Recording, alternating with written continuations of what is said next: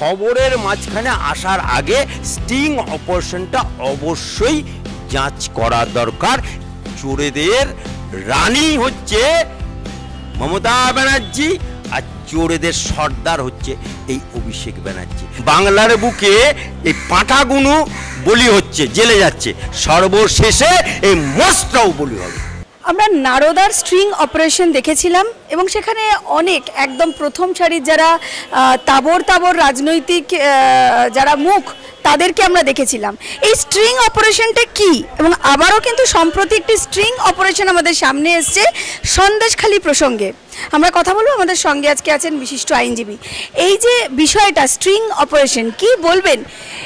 ঠিক নির্বাচন চলাকালীন, নির্বাচনের সময় আমরা এর আগে সারদা স্ট্রিং দেখেছি, কিন্তু স্ট্রিং অপারেশন যখনই সংবাদ মাধ্যমে সম্প্রচার করা হচ্ছে তার সত্যতা কিন্তু যাচাই করা হচ্ছে না।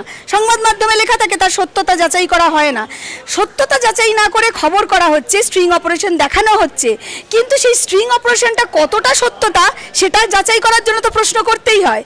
কি বলবেন, এই যে স্ট্রিং অপারেশন সামনে এসছে সন্দেশখালির, আপনার পর্যবেক্ষণ কি? দেখুন, সন্দেশখালি আমরা জানতাম যে পশ্চিম বাংলার মুখ্যমন্ত্রী নবান্নে বসে, নাম তার মমতা ব্যানার্জি। সন্দেশখালিতে অন্ধকার জগতের বেতাজ বাদশাহ, নাম তার শাহজাহান, যে ওখানে ছিল তা আমরা জানতে পারিনি।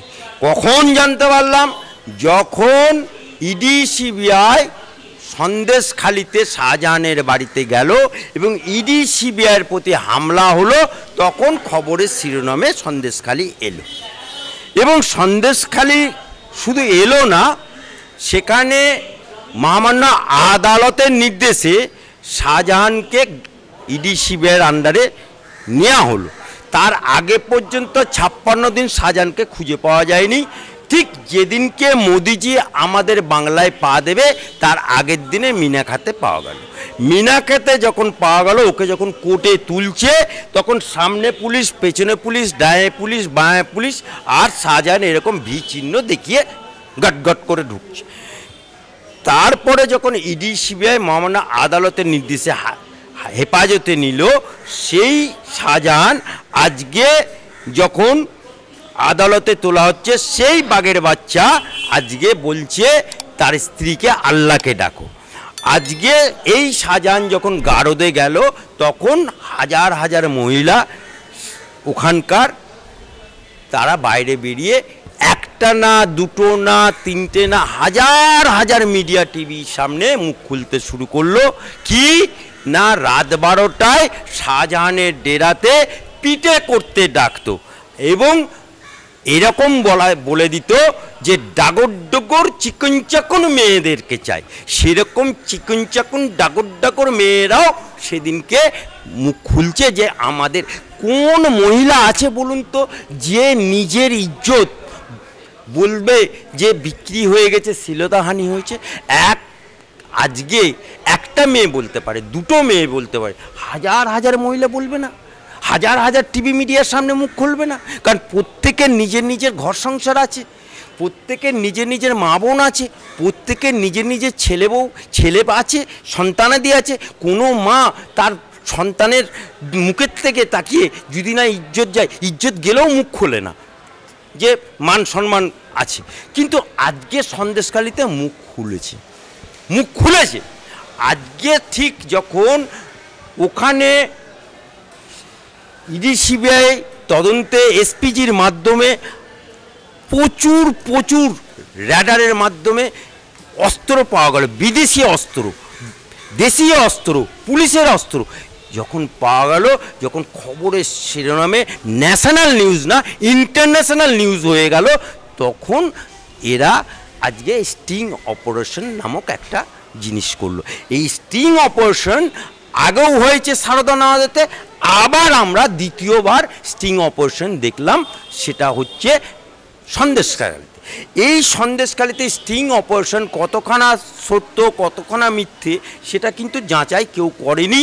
কিন্তু অ্যাজ এ লয়ার হিসাবে আমি বলবো খবরের মাঝখানে আসার আগে স্টিং অপারেশনটা অবশ্যই যাচ করা দরকার, এবং আমাদের বাংলায় যাচ করার মতো কোনো যন্ত্রপাতি ল্যাবরেটরি নেই। এটা ল্যাবরেটরি একমাত্র ব্যাঙ্গালোরে আছে। এখন ব্যাঙ্গালোরে কে যাবে পরীক্ষা করতে না করতে? আমাদের মিডিয়ার লোকেরা সস্তায় বাজিমাত করতে চায়, সস্তায় কি মানে নিউজটাকে মানে ভাইরাল করতে চায়, সেই জন্য তারা প্রকাশ করে দিচ্ছে। এবারে দুধকে দুধ পানিকে পানি যখন হবে তখন হবে। এখন তো বাজিমাত করে দিই, এখন বাজিমাত করে দিচ্ছে, এবং আইনের হাত থেকে বাঁচানোর জন্য সেই জন্য তলায় ছোট্ট ছোট্ট করে লিখে দিচ্ছে খুদি খুদি করে যে সত্যতা যাচাই করি। কিন্তু সত্যতা যাচাই না করে একটা খবর সম্প্রচার করাটাও সংবাদ মাধ্যমের কি গুরুত্বহীনতা বা তাদের কর্তব্য মানে পরায়ণ নয়? মানে তারা যে কাজটা করছে সেটা কি সত্যি করা উচিত? একটা খবর সেটা কতটা সত্য সেটা যাচাই না করে সম্প্রচার করা যায় কি? দেখুন, আমি আবারও বললাম, একটা খবরের সত্যতা যাচাই করতে গেলে এটা আমাদের ল্যাবরেটরি এক্সপার্ট আমাদের এখানে নেই, এক্সপার্ট নেই, তাহলে সেটাকে করতে গেলে বাইরের রাজ্যে যেতে হবে, এবং সেটা আজকে দিলে কালকেই দেবে তা না, তার পরীক্ষা নিরীক্ষা করতে গেলে মাসখানেক সময় লাগবে। এখন আমরা হয়ে গেছি কি, যারা খবরের চ্যানেল তারা কি করছে, তারা হটকেক সাজতে চাইছে। এবার কে এক মাস এখন যাচাই করে তারপরে রিপোর্ট কি আসবে না আসবে, হ্যাঁ, তার জন্য ওয়েট করবে।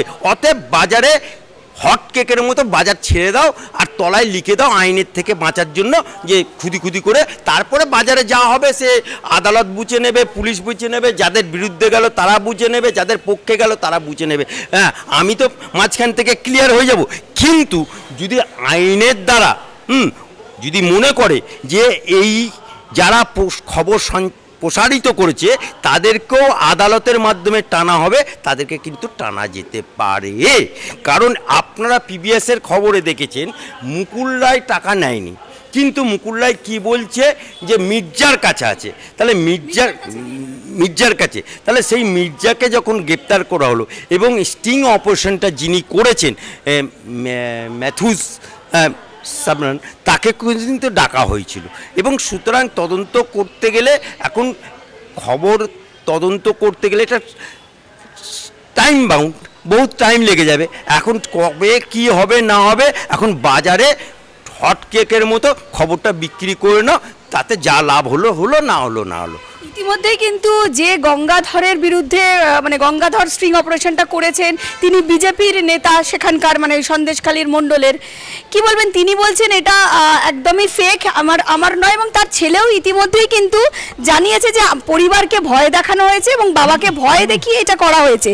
যে খবর কোট আনকোট শুভেন্দু অধিকারী তিনি যে অভিযোগ করছেন বা তিনি যেটা বক্তব্য রেখেছেন যে সেখানে একজন সাংবাদিকের নাম এসছে যারা এই স্ট্রিং অপারেশন করেছেন এবং এটি পুরোটাই সাজানো, কি বলবেন? দেখুন, যিনি বলেছেন আমার মনে হয় তিনি জানতেন না যে এটা স্টিং অপারেশন হচ্ছে। ওনার অজান্তেই এই কথাগুলো বলেছেন, কি বলেনি সেটা ভবিষ্যৎ প্রমাণ হবে। কিন্তু আমি ব্যক্তিগতভাবে বলবো, বিইং এ মণ্ডল প্রেসিডেন্ট, তাহলে মণ্ডল প্রেসিডেন্ট তার বাড়িতে স্টিং অপারেশন হচ্ছে, সে ফেক হোক ভুল হোক ঠিক হোক সেটা বড় কথা, তার বাড়িতে কিছু না কিছু তো হয়েছে, কিছু তো হয়েছে, এবং তার ব্লক প্রেসিডেন্ট হিসেবে মণ্ডল প্রেসিডেন্ট হিসেবে দায়িত্বহীনতার পরিচয় দিয়েছে। আজকে বিরোধী দলের নেতার যে নাম আসছে, আজকে এতে টোটাল বিজেপির কলঙ্ক চলে আসছে। আমি বলছি, দেখুন, এক বালতি দুধে এক ফোঁটা চুনা ফেললেই পুরো বালতির দুধটা কিন্তু নষ্ট হয়ে যায়। আজকে যে হাজার হাজার মহিলা যারা ডিপ্রাইভড হয়েছে, যাদের ইজ্জত বিক্রি হয়েছে, যাদের সমস্ত কিছু শ্লীলতাহানি হয়েছে, যাদের বাড়ি ঘরদোর লুটপাট হয়েছে, যাদের জমি জায়গা লুট হয়েছে, যাদের ইজ্জত বিক্রি হয়েছে, আজকে তাদের সেই সম্মান যে তারা মুখ খুলেছিল সংবাদ মাধ্যমের সামনে, বুকের পাঁজরটাকে শক্ত করে আজকে শাহজাহান জেলে গেছে, শাহজাহানের সাথে কয়েকজন জেলে গেছে, কিন্তু বাকি তো লোক ছাড়া আছে। সেখানে পঞ্চায়েত প্রধান আছে, পঞ্চায়েত সমিতি আছে, জেলা পরিষদ আছে, টোটালটাই তো তৃণমূলের, সরকারটা তৃণমূল। সুতরাং ওরা তো অনেক কিছুই করতে পারে। সুতরাং সেই জায়গায় এখন ওই জায়গাতে সে ভয়ে বলেছে কি অজান্তে বলেছে কি আদৌ বলেছে কি না সেটা বিবেচনার বিষয়। তবে আমি এটুকু বলবো সে দায়িত্ব জ্ঞানহীনতার পরিচয় দিয়েছে। অভিষেক কিন্তু ইতিমধ্যেই বলেছেন যে এই হাইকোর্ট, যে হাইকোর্টে একদম ঐতিহাসিক সব এক একটা অর্ডার দিয়েছে, রায় দিয়েছে, এবং দুর্নীতি নিয়ে যত কিছু মামলা হচ্ছে সব হাইকোর্টের মনিটরাইজেশনে, মানে হাইকোর্ট সেটাকে মনিটর করছে এবং সিবিআই তদন্ত দিয়েছে। সেই হাইকোর্টকেই তুলে দেওয়ার কথা বলছে অভিষেক, বলছে হাইকোর্টকে উঠিয়ে দিক। এ কোন হনু? হ্যাঁ, এ কোথাকার হনু? হ্যাঁ, যে প্যারাশুটে করে নেমে 11 সালের আগে তো রাজনীতির ময়দানে দেখা যায়নি। পিসিমণির দয়ায় 11 সালের পরে সোমেন মিত্র ছেড়ে যাওয়া জায়গাটা সেখানে সে দাঁড়িয়ে জিতে গেল। ডায়মন্ড হারবার দাঁড়িয়ে দেখলো আরে এ তো বিশাল মধুর হাড়ি, মধু চাটতে লাগলো, চাটতে চাটতে চাটতে আজকে যে বাংলায় যত চোর দেখছেন, এই পার্থ থেকে আরম্ভ করে অনুব্রত থেকে শুরু করে রাকিব থেকে শুরু করে শাহজাহান থেকে শুরু করে কাকু থেকে শুরু করে সবারই প্রোডাক্ট বাই দিয়ে অভিষেক ব্যানার্জি। এই চোরেদের রানী হচ্ছে মমতা ব্যানার্জি আর চোরেদের সর্দার হচ্ছে এই অভিষেক ব্যানার্জি। তাই অভিষেক ব্যানার্জি আজকে এতটা চিটিংবাজ, এতটা বাংলার মির্জাফর, এতটা গাদ্দার এই অভিষেক ব্যানার্জি, যে কিনা নিজে একটা এফিডেভিটকে নির্বাচন কমিশনারকে বলছে আমি ঘর ভাড়া দিয়ে খাই, অথচ তার যে lips and bounce crore crore টাকার সম্পত্তি, যার মালিক ওনার সোনা বৌদি, যাকে বিমানবন্দর থেকে পুলিশ ছাড়িয়ে এনেছিল, সেই সোনা বৌদি ডিরেক্টর, তার মা ডিরেক্টর, তার বাপ ডিরেক্টর, সবাই মালিক। আজকে কোটি কোটি টাকার সম্পত্তি ইডি সিবিআইকে বাজেয়াপ্ত করতে হয়েছে, দুটো বাড়ি বাজেয়াপ্ত করতে হয়েছে। আজকে একে 5 লক্ষ টাকা ফি দিয়ে কপিল সিব্বলের কোর্টে দুলতে হচ্ছে সুপ্রিম কোর্ট। আজকে এই লোকটি আজকে মহামান্য আদালতের ওপর আঙুল তুলছে, জুডিশিয়ালের ওপর আঙুল তুলছে। শোনো অভিষেক ব্যানার্জি, আমি বিং অ্যাডভোকেট আলী আব্দুল চাঁদ বলছি, তোমার পিসির নামে আমি মামলা করেছি হাইকোর্ট অবমাননার দায়। তোমাকে এখনো ছেড়ে রেখেছি, কারণ তোমাকে এই তারামায়ের পুজো দেখেছেন, তারামায়ের পুজোতে 101টা পাঁটা বলি হয়, সর্বশেষে পাঁটা মানে মোষ বলি হয়। তা এখন বাংলার বুকে এই পাঁঠাগুলো বলি হচ্ছে, জেলে যাচ্ছে, আর মোষ বলি দেবার আগে ঘি দিয়ে তার ঘাটটা নরম করতে হয়, এই নরম করাও চলছে। এখন ইডি সিবিআই ঘি দিয়ে নরম করছে, সর্বশেষে এই মোষটাও বলি হবে। তো কুণাল ঘোষের কি মানভঞ্জন হলো আমরা দেখলাম। তিনি কিন্তু একটা খুব গুরুত্বপূর্ণ কথা সংবাদ মাধ্যমকে বলেছিলেন যে এখনো মন্ত্রিসভায় এমন একজন মন্ত্রী আছে যিনি এই এসএসসি দুর্নীতির সাথে যুক্ত, এবং বলার পর তারপরে তিনি বৈঠক করলেন এবং আবারও তিনি কিন্তু কোথাও একটু মানভঞ্জন হলো। কি বলবেন এই যে পুরো ঘটনা কুণাল ঘোষের মানভঞ্জন? এ কার কথা বলছেন? হ্যাঁ, নন ম্যাট্রিক সাংবাদিক, হ্যাঁ, যে নাকি 3.5 বছরের জেল কাটা আসামি। অনেকে বলছে সাসপেন্ড হয়েছে, এটা প্রথম সাসপেন্ড, এটা দ্বিতীয় সাসপেন্ড, এটা দ্বিতীয় সাসপেন্ড। প্রথম সাসপেন্ড হয়েছিল যখন সোমেন মিত্র কংগ্রেসের সভাপতি, তার বউ শিখা মিত্র দাঁড়িয়েছিল চৌরঙ্গি বিধানসভায়, ঠিক সেই সময় ওই কুণাল ঘোষ শিখা মিত্রের মঞ্চে এসে বক্তব্য দিয়েছিল, সেই পরিপ্রেক্ষিতে ওকে সাসপেন্ড করেছিল। সাসপেন্ড হওয়ার পর ও জেলে গেল, সারদা নাহাদতে জেলে গেল। জেলে যাওয়াকালীন ওর মুসলমানদের মতো দাড়ি করলো, সেই দাড়ি রাখা অবস্থায় প্রিজেন্ট ভ্যান বাজিয়ে কি বলল, সারদা নাহাদার সমস্ত টাকা কালীঘাটে আছে, মমতা চোর। তারপরে জেল থেকে বেরিয়ে সাফ সুতরা হয়ে অভিষেক বন্দ্যোপাধ্যায়ের দৌলতে উনি জেনারেল সেক্রেটারি হলো, জেনারেল সেক্রেটারি হলো এবং স্পোর্টসম্যান হলো। এবং তারপরে এই লোকটি জীবনে কোনোদিন পঞ্চায়েতে দাঁড়ায়নি, জীবনে কোনোদিন কাউন্সিলরে দাঁড়ায়নি, জীবনে কোনোদিন এমএলএতে দাঁড়ায়নি, জীবনে কোনোদিন লোকসভায় দাঁড়ায়নি, যার জনভিত্তি বলে কিছু নেই। সেই লোকটি ওই জেনারেল সেক্রেটারির স্পোক্সম্যান পদে বসে ভারতীয় জনতা পার্টির এমন কোনো নেতা নেই যার বিরুদ্ধে বলেনি, কংগ্রেসের এমন কোনো নেতা নেই যার পেছনেও জল ভরেনি, সিপিএমের এমন কোনো নেতা নেই যার পেছনেও জল ভরেনি। সুতরাং এই লোকটি এই কদিন আগে ওই ওদের দলের সুদীপ বন্দ্যোপাধ্যায়কে কি সুদীপ বন্দ্যোপাধ্যায়ের গোষ্ঠী ছাদ্য করে দিল, আবার তার বউ নয়না বন্দ্যোপাধ্যায়ের গোষ্ঠী ছাদ্য করে দিল।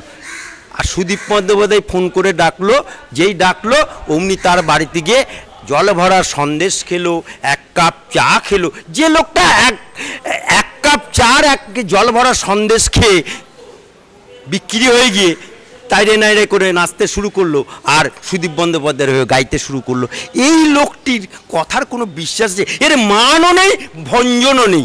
কিন্তু এই এসএসসি দুর্নীতি, যেটা সব থেকে বড় দুর্নীতি এখন বাংলার বুকে, সেই নিয়ে একটা বিস্ফোরক স্বীকারোক্তি বলে চলে। মানে এখনো মন্ত্রিসভার ক্যাবিনেটে একটা মন্ত্রী এখনো আছেন, তিনি সরাসরি বলছেন এটা একটা বড় অভিযোগ। কিন্তু কে বলছে? কুণাল ঘোষ সংবাদ মাধ্যমকে বলেছে। নাক করো কুণাল ঘোষ, আমি অ্যাডভোকেট আলী আব্দুল চাঁদ বলছি।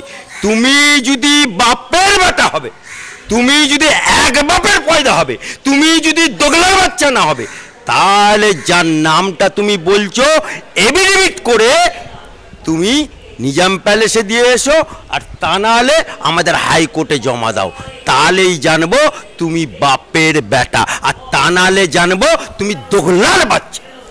রাজ্যপাল প্রসঙ্গে কি বলবেন?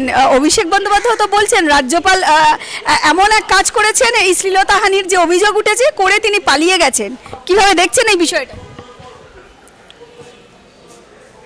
এই অভিষেক বন্দ্যোপাধ্যায় রাজ্যপালের কাছে ধর্ণা দিয়ে বসেছিল কি আমি যতক্ষণ না রাজ্যপালের সাথে দেখা করছি এবং 100 দিনের কাজের টাকার ব্যাপারে ফাইনাল করছি ততক্ষণ উঠবো না। সেখানে হুলালা গান হলো, এপাং ওপাং ধপাং কবিতা পাঠ হলো, ওদের ওই যে ইয়েতে দাঁড়িয়েছে শ্রীরামপুর কেন্দ্রে কল্যাণ মাঝি, সে বললো খিচ মেরা ফটো খিচ, খিচ মেরা ফটো খিচ। তারপরে কি হলো, হঠাৎ করে পিসিমণির ফোন এলো, অমনি লোটা কম্বল গুটিয়ে পালিয়ে গেল। এই লোকটি এখন রাজ্যপালের বিরুদ্ধে বলছে, অর্থাৎ না বিয়ে কানাইয়ের মা হবার এনার ইচ্ছা হয়েছে।